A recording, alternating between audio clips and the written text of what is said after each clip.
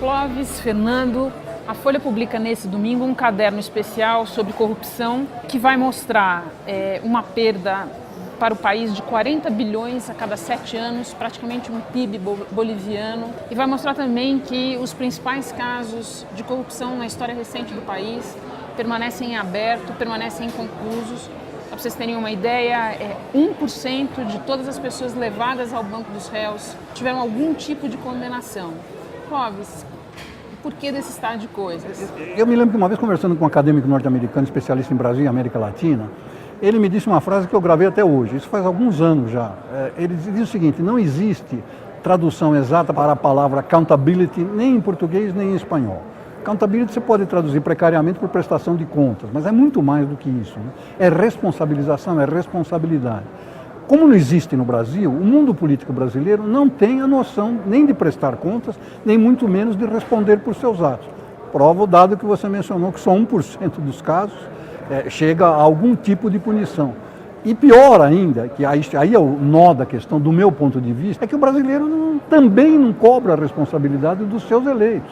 Elege um bando de gente acusada, comprovadamente culpada, e continua sendo eleito sucessivamente. Quer dizer, não tem conserto enquanto você não mudar essa cultura do desrespeito à accountability que todo mundo político, principalmente, todo eleito deveria ter, e de respeitar o dinheiro público.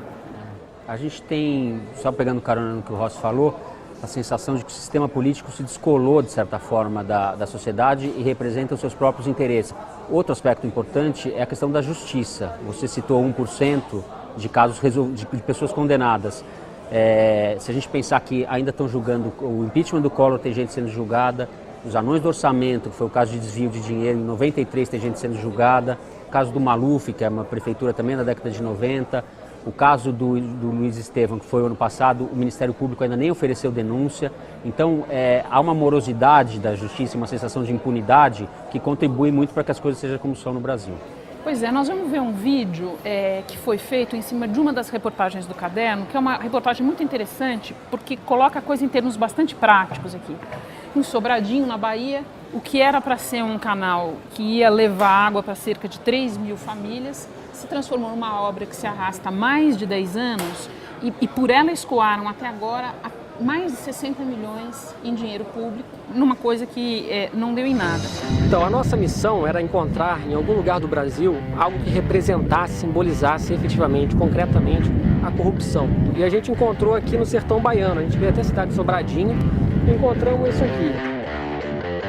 Isso aqui era para ser um canal que ligaria a represa de Sobradinho, 15 quilômetros a partir da represa, por dentro do sertão baiano. E essa obra começou na década de 90 ainda, e desses 15 quilômetros que estavam projetados, só 5,5 quilômetros aproximadamente foram efetivamente construídos. O governo tinha previsto cerca de 12 milhões de reais para essa obra toda, para os 15 quilômetros, e os 5 quilômetros consumiram 20 milhões. O TCU, que é o Tribunal de Contas da União, percebeu isso e mandou parar a obra, por conta de irregularidades graves, né, como eles dizem. 2 ex-prefeitos aqui da região foram responsabilizados e vão ter que devolver para os cofres públicos 64 milhões de reais em valores corrigidos para a data de hoje. Então, para vocês terem uma ideia do tempo que essa obra está parada, quando ela parou de ser construída, os atentados de 11 de setembro nos Estados Unidos nem tinham acontecido, o presidente Lula nem tinha sido eleito ainda, e o Brasil ainda era tetracampeão mundial de futebol, nem penta o Brasil ainda tinha conquistado. É importante lembrar que o caderno vai fazer um levantamento dos 10 principais escândalos da história recente. Então, vai estar lá o escândalo do Mensalão, voltando para trás um pouco, vai estar lá o escândalo que derrubou o presidente Fernando Collor, vai estar lá o escândalo dos anões do orçamento e o chamado escândalo dos anões do orçamento, para quem não lembra, aquele grande esquema que foi desbaratado ali no início da década de 90, de uma verdadeira quadrilha ali formada para desviar recursos do orçamento da União. Ele me chama a atenção pelo seguinte: vocês devem lembrar, teve um impacto noticioso tremendo, caiu um presidente da Câmara, aconteceu um monte de coisa. E quem cobre Congresso hoje em dia percebe que muita gente aponta na atual comissão de orçamento vícios muito parecidos daqueles que detonaram ali o escândalo da década de 90. O que dá a impressão de que os esquemas vão se repetindo, né? É o que o Fernando falou sobre o descolamento de representantes e representados. Quer dizer, Os representantes já não representam os representados e os representados não cobram dos seus representantes.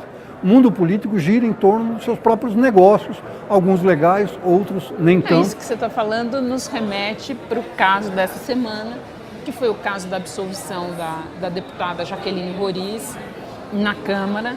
E esse descolamento que você fala, poucas vezes é tão visível quando os parlamentares se reúnem para absolver um de seus pares, né? Quer dizer, eles se apegam, nesse caso específico, o próprio discurso dela, não sei se você chegou a ver na tribuna, era uma loucura, porque veja, a mulher foi filmada com pacotes de dinheiro na mão. E ela basicamente estava lá para dizer, olha, nada daquilo aconteceu enquanto eu era deputada.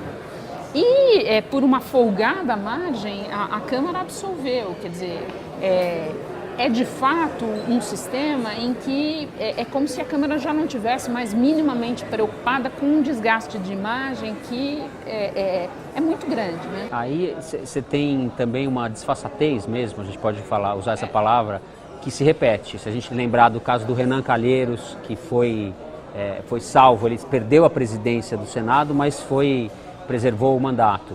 O caso do Sarney no final do mandato do Lula, que foi preservado pela interferência direta do próprio Lula. Enfim, a Câmara e o Senado vêm dando exemplos repetidos de uma desfaçatez mesmo, de uma demonstração de descaso pela opinião pública, né? Acho que a mentalidade é terrível. Você pega um caso menorzinho, não vai estar em nenhuma das listas de 10 grandes escândalos, nem dos 100 maiores, nem dos 200 maiores. O caso da ministra Gleisi Hoffmann e o recebimento do Fundo de Garantia pela suposta demissão na Itaipu Binacional.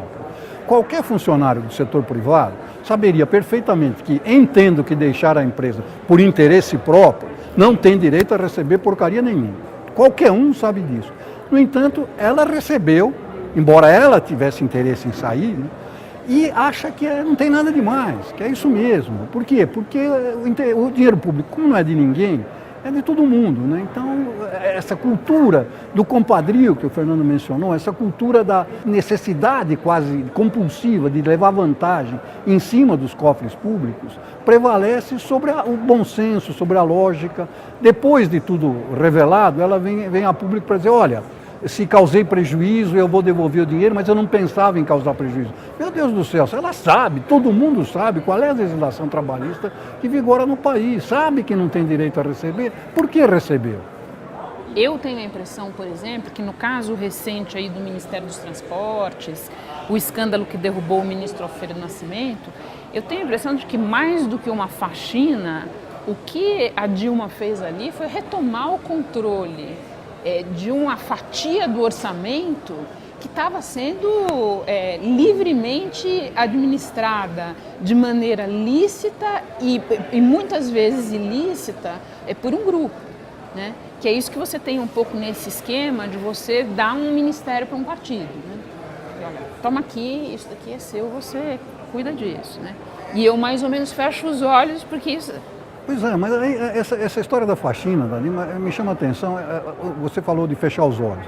Quer dizer, a Dilma foi durante 5 anos, não é isso? Chefe da Casa Civil do Lula, foi gerente, segundo o próprio Lula, foi mãe do PAC. Ou seja, ela conviveu com todos esses esquemas de corrupção como gerente. Não é como ministra da Pesca. Não, conviveu como gerente durante 5 anos, com todos esses esquemas. Pelo menos foi essa a história que foi apresentada ao eleitor na campanha. Exatamente, porque nenhum desses esquemas foi implantado agora, na gestão dela. São todos os esquemas que vêm do governo da qual ela era gerente. Não percebeu nada? O que é? Inocente?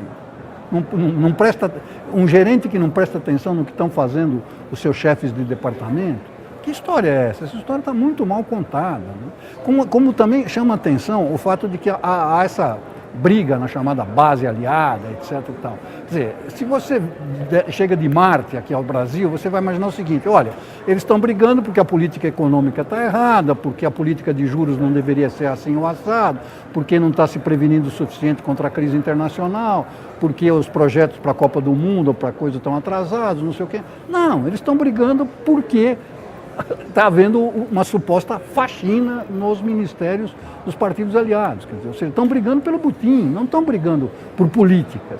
Essa palavra faxina está sendo usada com uma certa liberalidade. Eu concordo com vocês dois. A gente deveria ser mais fazer uso mais restrito dessa palavra, porque é uma ilusão de faxina. Não tem. Eu tenho, para usar uma imagem que foi usada pelo Marcos Nobre, que é professor da Unicamp, num dos artigos dele, a Dilma parece estar se puxando do pântano que ela está atolada pelo próprio cabelo, né? Então tá ótimo. Muito obrigada, Clóvis. Muito obrigada, Fernando. Obrigado.